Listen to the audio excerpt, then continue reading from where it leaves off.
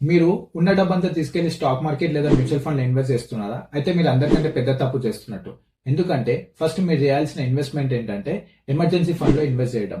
Emergency fund అంటే suppose మీ నెల ఖర్చు వచ్చేసి మీ ఇంటిది ఒక 10,000 రూపాయలు అనుకుంటాం. అంటే 6 మంత్స్ కి ఎంత అవుతుంది? 60,000 రూపీస్ అవుతుంది. ఫస్ట్ ఈ 60,000 రూపీస్ ని ఒక ఎమర్జెన్సీ ఫండ్ లో లేదా ఒక లిక్విడ్ ఫండ్ లో ఇన్వెస్ట్ చేయండి. సేఫ్ లో ఉండాలి. గుర్తుపెట్టుకొని దీనికి ఎటువంటి రిస్క్ లేని ఫండ్ లో ఇన్వెస్ట్ చేయాలి. అండ్ దాని తర్వాత మిగిలిన డబ్బు ఏదైతే ఉందో దాన్ని మాత్రమే స్టాక్ మార్కెట్ లేదా మ్యూచువల్ ఫండ్ లో మీ రిస్క్ ని బట్టి మీరు ఇన్వెస్ట్ చేయండి. ఓకేనా?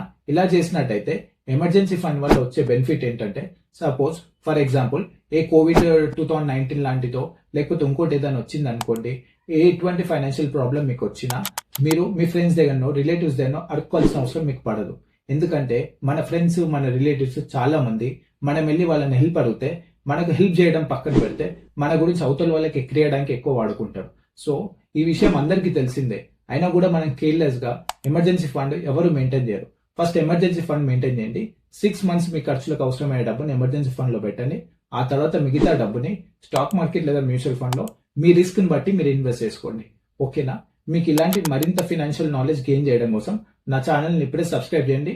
నేను మీకు డైలీ నేర్పిస్తాను ఫినాన్స్ కాంటెంట్.